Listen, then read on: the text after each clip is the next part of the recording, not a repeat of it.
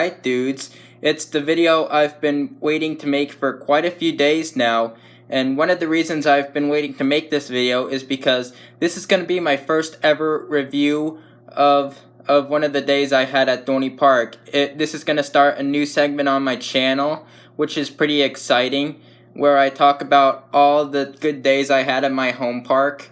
And so tonight, for this first review, I'll be discussing July 13th because that was such a good visit. And so let's get into this review. So we started our day by riding Sea Dragon, which was really cool. And we were originally going to ride the Ferris wheel first, but it was closed. And it would have been really cool if we got some morning shots, but they said the Ferris wheel didn't open till noon. So that was a bummer that we couldn't get morning shots. So we started our day with Sea Dragon instead. And there were very few people on Sea Dragon, I think. And then after that, we went on Apollo, and after that, we went on Dominator, which was really cool because we were the only people riding Dominator at the time. And so I'm pretty sure we rode Demon Drop after that. Oh yeah, we did. We rode Demon Drop, and that was really fun. And then, we rode Thunderhawk, and that was really good. And then we rode Steel Force, which was also really good. And then we rode Revolution and Possessed, all these other rides like the Monster. And then after the Monster, we headed up to Whitewater Landing because I'd been wanting to go on that ride since it was so hot out.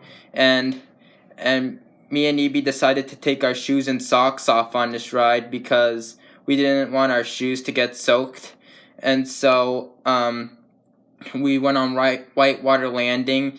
And the first highlight I want to mention is that girl who said hi to us when we were going up the lift on Whitewater Landing. Like, I cannot tell you how hot she was. And so after that, we did Thunder Canyon. And after Thunder Canyon, in line for Thunder Canyon, our feet were starting to burn. And I think that's the main reason why our feet were hurting so much in the water park, because we were standing on the platform in line for Thunder Canyon barefoot, which really burned our feet. But it was worth it, though, to ride Thunder Canyon without shoes on, because I didn't want my shoes to get soaked, and I heard it's not a good idea to wear your shoes on those rides.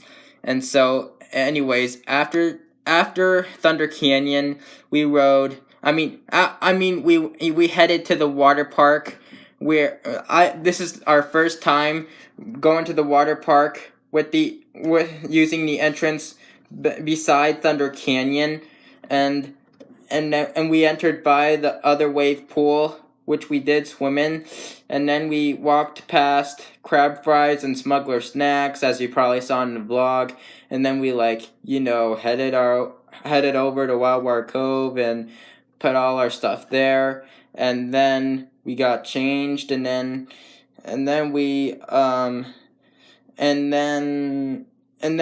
all the water slides, which was really fun. And then we took a break to eat at Papa Luigi's, which was a really good meal. And so after that, we rode some other water slides, except for Lightning Falls, like I just mentioned.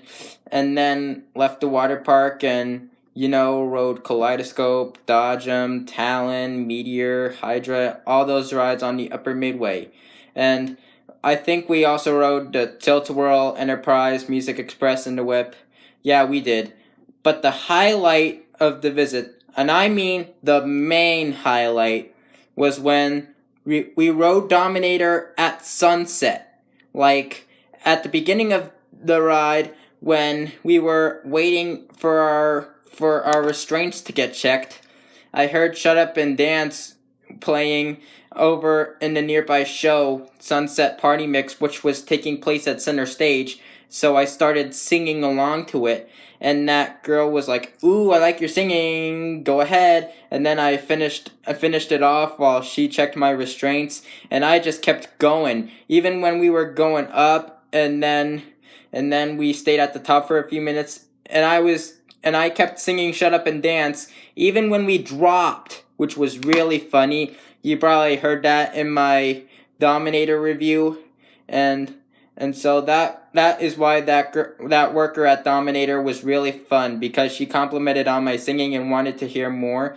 And so after that we rode Demon Drop. That was my first time riding Demon Drop at Sunset, and I'm pretty sure we rode Thunderhawk and then did Scrambler. Yeah, we did. And then we rode Steel Force, you know, like it was half sunset, half night ride on Steel Force. And me and Evie considered that a night ride on Steel Force. And so we also got a night ride on Possessed, which was really cool.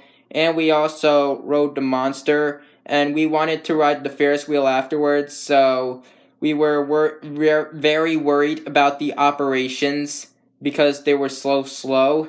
And so after we got off, we ran straight to the Ferris wheel and wanted to get on it, to get night shots, but the line was too long, so we just decided to get a night ride on Dodgem, which I'd wanted a night ride on Dodgem since we hadn't gotten one since opening day, and I finally got one on July 13th. And it was so amazing. I was going really good. And on top of that, this was the last ride of the night, so we were riding it right toward closing, which was really cool. And so that ended our day at Dorney Park. So hope you enjoyed this first ever review of a day at Dorney Park.